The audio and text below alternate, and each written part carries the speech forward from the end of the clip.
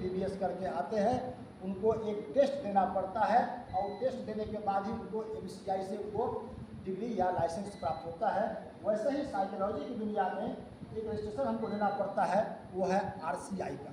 RCI का मतलब होता है रिहेबिलिटेशन काउंसिल ऑफ इंडिया।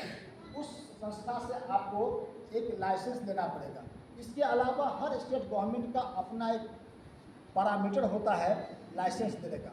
जब तक लाइसेंस आपको नहीं मिलेगा तब तक आप मानसिक रोगियों का इलाज आप वैधानिक रूप से नहीं कर सकते।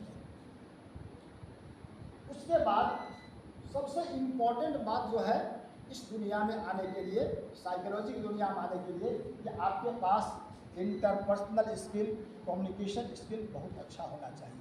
जब तक कम्युनिकेशन स्किल बहुत अच्छा नहीं होगा तब तक पेशेंट आप पर विश्वास नहीं कर पाएगा, और जब तक पेशेंट विश्वास नहीं कर पाएगा तब तक आपको अपनी बहुत सारी गूढ़ बातों को आप तक व्यक्त नहीं करेगा। और जब तक उनकी सारी बातों को आप समझ नहीं पाएंगे तब तक उनके कॉन्शस, सबकॉन्शस और अनकॉन्शस लेवल पर जो डिजायर्स है उस डिजायर्स को आप तक वह दे नहीं पाएंगे, और जब दे नहीं पाएंगे तो बीमारी के कारणों का आपको पता नहीं चलेगा।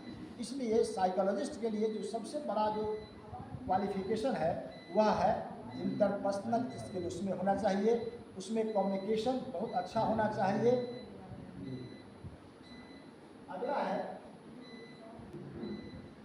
उस इंस्टीट्यूट के बारे में यहाँ हमने दिया है कि जो RCI अप्रूव्ड इंस्टीट्यूट है, आप चाहें तो MA क्लिनिकल साइकोलॉजी करने के बाद कुछ PG डिप्लोमा कोर्स भी आप चाहें तो कर सकते हैं।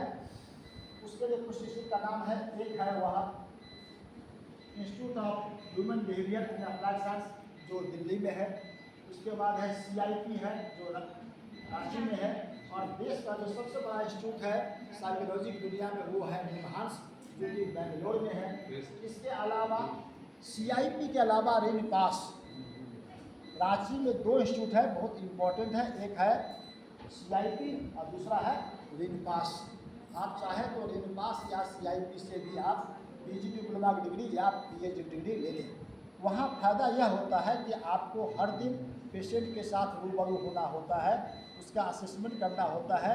जो डॉक्टर होते हैं वह जो थेरापी देते हैं आपके साथ, आप उसको देखेंगे, सीखेंगे, और फिर आप जब पास कर जाएंगे तो आप भी थेरापी देने लायक हो जाएंगे, असेसमेंट करने लायक आप हो जाएंगे। इसके अलावा एक संस्था है Tata institute of social science. इसका जो सबसे बड़ा ऑर्गेनाइजेशन जो है वह है तुलजापुर में जो महाराष्ट्र में है। इसके 3 सेंटर हैं, तुलजापुर, हैदराबाद और गुवाहाटी।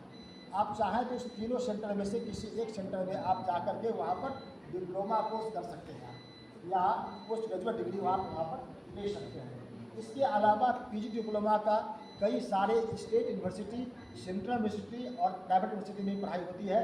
इसमें कुछ इम्पोर्टेंट नाम हमने दिया है यहाँ पर, BHU का, मुंबई का, MIT जो है नोएडा में वह, और फिर है ग्वालियर मानसिक आरोग्य संस्थान है जो JDOT ग्वालियर में है। इसके अलावा आगरा में ढेर सारे इंस्टीट्यूट हैं।